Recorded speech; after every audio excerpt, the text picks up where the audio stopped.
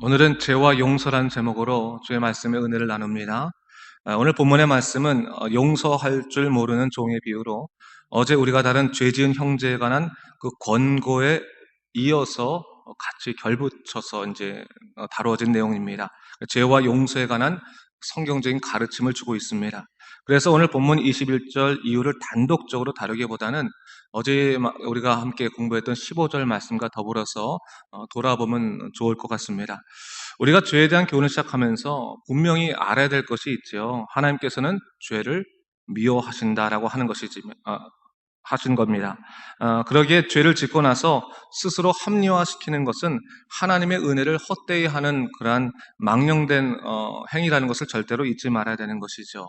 사실 우리는 예수 그리스도의 보혈의 능력으로 구원을 얻게 됐습니다. 이것은 죄인으로 태어나 죽음의 길로 나갈 수밖에 없는 인생이 십자가의 보혈의 은혜로 말미암아 구속함을 받았다고 하는 것입니다. 이것을 우리는 그래서 속죄의 은혜다, 대속의 은혜다, 대신 속해졌다라고 하죠. 죄가 속하여져서 구원의 길로 가게 된 것입니다. 하지만 이 세상이 너무나 악하기 때문에요. 이제 구원의 길을 걷는 자들이 다시금 죄의 길로 들어서도록 수없는 그 사단의 유혹과 공격들이 있다는 것을 잊지 말아야 되는 거예요. 믿는 자들에게 하나님의 구원의 역사가 임해서 그들이 그 은혜의 삶가운데 참여하고 나서부터 시작되는 것은 뭡니까? 다시금 옛 생활로 돌아가도록 하지 않은 끊임없는 공격들이 있는 거예요. 오히려 그 공격들이 더 강할 수 있습니다. 그래서 영적인 전쟁과 같다라고 그렇게 표현할 수밖에 없는 것입니다. 특별히 믿는 자들이 영적으로 무너지게 되는 가장 큰 유혹이 뭐겠습니까? 자신의 죄에 대해서 스스로 합리화하고 면죄부를 주는 거죠. 그래서 예수님께서 나를 위해서 죽으셔서 죄가 해결됐으니까 난 더 이상 죄에 매일 필요가 없다라고 하면서 그저 죄 가운데 거해도 자기의 죄를 회개할지 모르는 그러한 부분이 있을 수 있다는 거죠. 구원파가 바로 그것을 주장하지 않습니까? 한 번 죄를 자복하고 사함받았으면 그 다음부터 회개를 할 필요 없다, 이런 식으로 주장하니까 결국 그 삶 가운데서 그리스도인의 열매, 삶의 열매가 드러날 수가 없게 되는 것입니다. 하나님의 영광이 드러날 수 없게 되는 거죠. 또 이렇게 살아가게 되면 결국 영적인 분별력도 떨어지게 되는 것입니다. 그래서 우리가 어저께 15절에서 다룬 죄 지은 형제에 관한 그 교훈과 더불어서 오늘 본문에 다룰 죄 지은 자에 관한 용서의 교훈을 동시에 우리가 항상 이해를 하고 있어야 된다는 거예요. 동시에. 오늘 본문을 보게 되니까요. 15절 어저께 우리가 이미 다루었지만 뭐라고 말합니까? 형제의 죄를 알게 되었을 때, 형제가 영적인 문제를 갖게 되거나 삶에 있어서의 분명한 문제를 보게 되었을 때 그로 하여금 권고하는 방법이 나오죠. 첫 번째는 뭐였습니까? 개인적으로 가서 그러면 안 됩니다, 그렇게 하지 마십시오 라고 권고를 하고, 그것이 안 되면 두세 사람의 증인을 데리고 가서 그것을 권고해서 그렇게 하지 마십시오, 그것은 하나님의 영광을 드러내지 못합니다 라고 말했으나, 듣지 않는다면 뭡니까? 마지막으로는 교회에 말하고 교회가 가서 그 말을 했을 때 듣지 아니한다면 이방인과 세리처럼 여기라, 그렇게 얘기하고 있습니다. 그래서 죄에 대해서 충분히 권고하되 끝까지 말을 듣지 않는다면 그 사람과 더 이상 관계를 하지 말아라. 죄에 속해 있는 자와 가까이 가면 죄에 빠질 염려가 있고 그만큼 죄가 치명적이라는 것을 알아야 되는 거예요. 여러분, 우리가 사람이 자기 자신에 대해서 만만하게 생각하면 안 돼요. 세상에 가장 연약하고 쉽게 넘어지는 것이 바로 자기 자신입니다. 죄 지은 자 옆에 있어서 내가 언젠가는 이 사람을 죄로 인해 돌아오게 하겠다, 그래서 내가 옆에서 이 사람들을 도와주고 싶다라고 하는데, 여러분, 실제로 인간은 어느 순간인가 그 죄에 빠져 있는 거예요. 그 죄에 빠져 있어요. 죄라고 하는 것이 뭐냐면 한 번 살짝만 스쳐도 그 죄가 더 이상 죄로 보이지 않는 그런 경향이 있거든요. 그렇기 때문에 이 죄라는 것이 얼마나 치명적이고 무서운 것을 알아야 되는 것이고, 여러분, 죄가 결국 하는 목적이 뭡니까? 죄의 목적이 뭐겠어요? 죄의 목적, 하나님과의 영적인 단절인 거예요. 단절. 그러니까 하나님에게 기도할 수 없게 만들고 하나님에게 관심 없게, 무관심하게 만드는 것이 이게 죄의 이 무서움이다라는 것을 볼 수가 있는 것이죠. 과거에 독일 나치 정부에 항거하다 처형을 당한 독일인 목사 본헤퍼라는 분이 있습니다. 아주 이분이 존경받는 분인데, 그분이 이런 말을 했어요. 악을 보고 침묵하는 것도 악이다라는 얘기를 했죠. 그래서 악을 보고 침묵하지 말고 그 사람이 악으로부터 벗어날 수 있도록 그렇게 이야기하고 권고하라. 하지만 그가 그 말을 듣지 않는다면 멀리하라라는 것을 얘기하고 있는 것을 통해서 신앙에는 죄에 대해서 단호해야 된다라는 것을 얘기하고 있는 겁니다. 그러면 이 말씀만 하게 되면 우리가 어떻게 되냐? 뾰족해진다는 거죠. 뾰족해진다는 거죠. 그래서 다른 사람들 볼 때마다 정죄하고 비난하고 판단하고 그런 삶만 살게 되는 거죠. 근데 그리스도인의 삶은 정죄하는 삶이 아니라는 거예요. 근본적인 삶은 뭡니까? 우리는 예수 그리스도의 보혈의 은총과 또한 긍휼에 따라서 용서하는 삶이 되어야 한다라고 하는 거예요. 우리가 다른 사람들에게 죄를 권고하는 것은 그를 사랑하는 마음에서 있는 것이고, 때로는 그와 단절될 수밖에 없는 것은 우리 스스로를 죄로부터 보호하기 위한 것이지 그를 정죄하기 위해서가 아니라는 것을 절대로 잊지 말아야 되는 거예요. 정죄는 사람이 하는 것이 아니에요. 그건 하나님의 몫입니다. 또한 심판도 뭐예요? 하나님의 몫이라는 것을 절대로 잊지 말아야 되는 거예요. 사람이 의협심이 있으면 하나님을 대신하려고 하는 경향이 있는데 그것은 바람직한 것이 아닙니다. 하나님께서 우리에게 정말로 주시는 메시지는 뭐냐면 죄에 대해서 미워하되 돌아온 죄인에 대해서는 긍휼히 여기라 라고 하는 것이 주님이 우리에게 주는 메시지고 오늘 본문에 그것을 얘기하고 있는 것입니다. 그래서 오늘 21절부터 보니까요, 죄인에 관한 용서에 대해서 얘기하는데 이 말은 죄에 대한 용서가 아니라 뭐예요? 죄인에 대한 긍휼함을 얘기하고 있는 거예요. 긍휼함을. 그러니까 죄를 용납하라는 것이 아니라 그 죄를 회개하고 돌아오는 자에 대한 뭐예요? 긍휼함, 용납, 용서를 얘기하는 거예요. 사람에 관한 걸 얘기하고 있는 거죠. 그래서 죄를 짓고 뉘우치려는 자에게 관용을 베풀고 내게 죄를 지어 내게 고통을 준 자에게 긍휼을 베푸는 것이 그리스도인의 마땅한 일이다라는 것을 얘기하고 있는 거죠. 그러면서 이 용서할 줄 모르는 종의 비유가 나오는데 여러분이 용서할 줄 모르는 종이 용서받은 사람입니까? 용서받지 못한 사람입니까? 본문에 보면 용서받은 사람입니다. 용서받았음에도 불구하고 자기에게 해를 끼친 사람을 절대로 용서하지 못하는 모습을 볼 수 있죠. 이 말은 결국 우리에게 첫 번째로 주는 교훈이 뭐겠습니까? 네 자신을 돌아보라는 거예요. 돌아보라.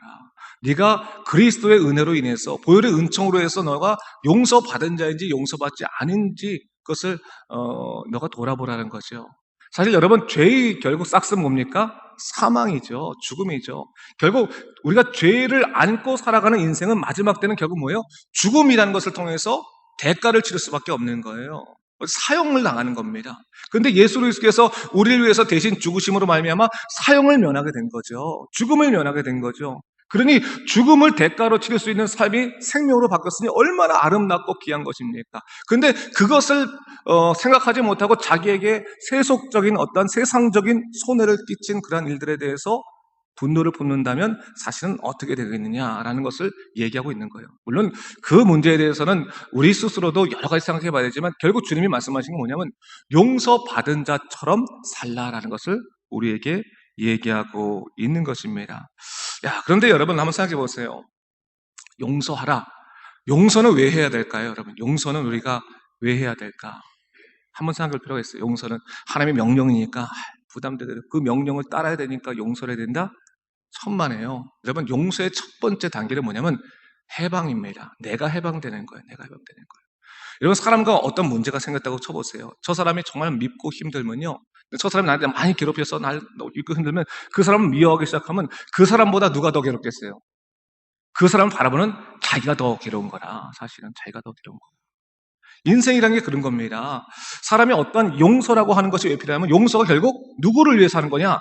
상대방을 위해서 하는 것이 아니라 결국 누구를 위해서 하는 거예요? 내 자신을 위해서 하는 거예요. 내 자신을 위해서.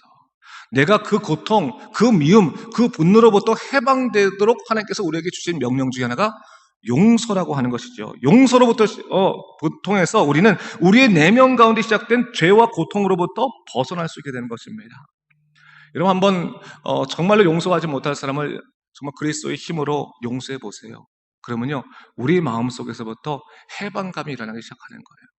우리가 내려놓고 그 해방감이 있으면 다른 것들이 보이기 시작하고 좋은 것들이 보이기 시작합니다. 사람이 이 마음이 메어 살거든요. 한가운데 미움이라고 하는 것이나 분노라는 것이 결국 사람을 모든 가능성들을 다 배제시키고 하나에만 딱 메어서 그 하나 때문에 다른 모든 것들을 포기하게끔 만드는 거예요. 그리고 우리가 마음속에 미움과 분노가 있을 때 항상 경향은 뭐냐면 자기 자신에 대해서 자기 인생에 대해서 스스로 저주하는 그런 그 마음들이 은연중에 일어나는 거예요. 내 인생이 왜 이렇게 됐을까? 그러면서 왜? 저 사람 때문에 됐다. 이러면서 계속해서 끊임없이 분노를 키워가는 것이죠. 근데 우리가 정말로 그리스도 안에서 해방되어 살아가기 위해서는 우선적으로 용서가 필요한 것은 뭐냐면 그 용서를 통해서 우리는 적어도 그 문제로부터 자유해짐을 통해서 우리 삶이 더 건강해지고 또 하나님의 주신 말씀의 기쁨들을 누릴 수 있게 된다고 하는 것이죠. 여러분, 우리가 생각해 보세요. 신앙생활 하다가 말씀에 귀가 닫힐 때가 있어요. 말씀에. 그렇죠? 어제까지 잘 들리던 말씀이 오늘부터 말씀이 전혀 안 들린다고 쳐봐요. 그러면 그 말씀이 변해서 성경의 말씀이 변해서 귀가 닫힌 것입니까? 그건 아니죠. 우리 마음이 닫혔기 때문에 말씀이 들어오지 않는 경우들이 더 많은 거죠. 근데 우리 마음이 닫힌 이유가 하나님 때문입니까? 사람 때문입니까? 사실은 사람 때문일 때가 참 많은 거예요. 근데 사람 때문에 하나님이 주신 영원한 그 생명의 양식들을 포기할 이유가 전혀 없는 것입니다. 오늘을 행복하게 살아가지 못할 이유가 전혀 없는 것입니다. 이런 행복이라는 것을 항상 미래의 일로 생각하는 사람들은 오늘 행복을 누릴 수 없기 때문에 행복만 말하지 결코 오늘 행복을 누리면서 우리 인생을 마감할 수가 없는 거예요. 행복은 내일 누려야 되는 게 아니라 언제 누려야 되는 거예요? 오늘 누려야 되는 거, 오늘 누려야 되는 거예요. 그래서 이 행복을 그리스도인에게는 특별히 영적인 기쁨이란 말로 자꾸 이렇게 해석을 하는데, 영적인 기쁨은 오늘 누림을 통해서 비록 세상적인 일들이 어렵다 할지라도 오늘을 행복하게 살아갈 수 있는 방법들을 우리가 알아야 되는데, 그것이 바로 뭐예요? 용서가 그 일들 중에 하나라는 것을 얘기하는 것입니다. 자, 그렇다면 하나님께서 우리에게 말씀하는 게 뭡니까? 너는 정죄자의 자리에 서지 말고 궁휼한 사람의 자리에 서라. 궁휼자의 마음에 서라. 궁휼한 마음을 품고 살면 자유함을 얻게 될 것이다 라는 것을 얘기하고 있는 거죠. 그러면서 뭘 얘기합니까? 1만 달란트를 빚진 자를 얘기하고 있는 거예요. 1만 달란트는 당시 6천만 데나리온이 되는 거죠. 아주 한 데나리온이 하루 품삯이에요. 하루 품삯. 그러니까 굉장히 큰 돈이에요. 굉장히 큰 돈. 그렇죠? 굉장히 큰 돈을 하루아침에 탕감받은 거예요. 얼마나 기쁩니까? 얼마나. 도저히 갚을 수 없는 돈, 인생을 살면서 갚을 수 없는 돈을 하루아침에 탕감받게 된 것입니다. 그런데 단지 100데나리온 빚진 자를 만나서 그에게 돈을 받기 위해서 괴롭혔다. 성경은 그것을 보면서 뭐라고 말한 겁니까? 마땅치 않은 행위다라는 것을 얘기하는, 마땅치 않은 행위다. 그건 마땅치 않은 행위다. 그래서 1만 달란트를 탕감해준 주인이 이 어리석은 종의 처사를 보면서 뭐라고 말합니까? 32절에 이렇게 말하지 않습니까? 제가 한번 읽어보겠습니다. 보세요. 32절. 이에 주인이 그를 불러다가 말하되, 악한 종아, 네가 빌기에 내가 네 빚을 전부 탕감하여 주었거늘 내가 너를 불쌍히 여김과 같이 너도 그 동료를 불쌍히 여김이 마땅하지 아니하냐 하고 말씀하고 있어요. 동료를 불쌍히 여겨야 되는 이유에 관해서 뭘 얘기하고 있는 겁니까? 내가 너에게 네 빚을 탕감시켜줬다라고 하는 거죠. 근데 왜? 네가 빌기에. 빈다는 말은 뭡니까? 네가 자복하기에, 네가 회개하기에. 하나님, 제가 하나님밖에 없습니다. 하나님, 저희 삶을 인도해 주십시오. 하나님께서 우리의 죄를 다 탕감해 주셨다는 거죠. 근데 그 탕감에 큰 놀라운 기쁨들이 있는데도 불구하고 왜 이렇게 연약한 작은 것들에 다 메어가지고 그 거룩한 그 하나님 주신 놀라우신 그 약속의 은혜의 기쁨들을 놓치고 있느냐, 그것을 얘기하고 있는 거죠. 그거를 우리에게 얘기하고 있는 거예요. 믿음으로 살아간다는 것이 기쁨들을 알 수 있을 텐데 왜 믿음으로 살아가는 것이 기쁨이 아니라 투쟁이라고 생각하느냐. 억지로 하나님 나 믿음 갖게 해주세요. 하루하루 살게 해주세요. 왜 이렇게 살아가느냐. 그러지 말고 좀 자유롭게 살아라. 네 마음 평안하게 살아라 라는 것을 얘기하고 있는 겁니다. 여러분, 오늘 본문의 말씀들을 잘 읽어보신 게 좋을 것 같아요. 그러면서 어저께 읽었던 말씀을 다시 한번 우리가 읽었으면 좋겠는데 18절 말씀 다시 한번 우리가 읽어보겠습니다. 같이 읽을까요? 시작. 진실로 너에게 이르노니 무엇이든지 너희가 땅에서 매면 하늘에서도 매일 것이요 무엇인지 땅에서 풀면 하늘에서도 풀리리라. 이 말씀은 사실 여러 가지로 해석할 수 있겠어요. 근데 가장 중요한 것은 뭐냐면 네가 정말로 이 세상의 일들 가운데서 네가 그 마음이 해방되어지면 결국 뭡니까? 하늘의 일, 너에게 약속된 하나님의 놀라우신 약속의 일들이 다 거룩하게 너희 삶 속에 일어나는 역사가 일어나게 될 것이다. 이런 것을 얘기하고 있는 거예요. 여러분, 하나님의 놀라우신 기적과 또 하나님의 놀라우신 뜻들이 항상 우리 삶 속에 넘쳐나길 우리가 소망하지 않습니까? 그렇다면 때로는 작은 것들은 잊어버리십시오. 그러면 하나님의 크신 놀라는 은총들이 우리에게 보이기 시작한 것이고, 어떻게 보면 눈을 크게 뜨면 여러분, 뭐 이제 재미삼아 얘기한다면 운전 잘하는 사람과 운전 못하는 사람의 특징이 있어요. 초보자들과 운전을 능선하는 사람의 특징. 운전 초보자들은 바로 앞에밖에 못 봐요. 바로 앞에. 그래서 뭐 거울 보면서 바로 앞에밖에 못 봐요. 멀리 보질 못해요. 앞에 한 10m, 20m밖에 못 보는 거예요. 막 겁이 나서 덜덜 떨면서. 운전 잘하는 사람들은 멀리 볼 수 있어요. 운전하다가도 저기 산들도 구경할 수 있고 멀리 볼 수 있어요. 마치 똑같아요. 우리 가운데 하나님의 신앙의 능력과 또 영적인 기쁨들이 허락되면요, 우리는 이 작은 것들에 대해서 보지 않고 더 멀리 볼 수 있어요. 그러면 오히려 이 작은 것들은 하나도 중요하지 않습니다. 그러니 오늘 본문에서 뭡니까? 용서에 대한 교훈, 단순히 죄를 용서하라, 용서해야 된다, 용서하면 그리스도인이 아니다, 이런 책임감을 우리에게 불러주는 게 아니라, 네가 정말로 행복하게 살아가고 싶으냐, 네가 정말로 오늘을 하나님의 은혜 가운데 살아가고 싶으냐, 그렇다면 너를 괴롭히는 작은 감정들에 매이지 말고 좀 더 넓게 하나님의 세계를 바라보면 거기서부터 큰 기쁨이 임하게 될 것이다 라는 것을 얘기하는 것입니다. 오늘도 이 귀한 메시지 가운데서 하나님의 은혜를 넓게 살아가는 여러분 되시기를 주님의 이름으로 축원합니다. 기도하겠습니다.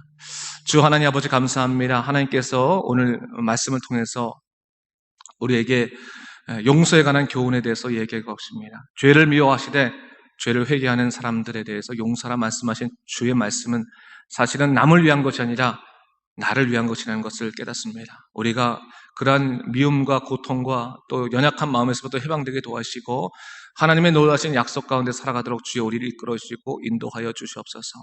감사드리며 예수님 이름으로 기도드립니다. 아멘.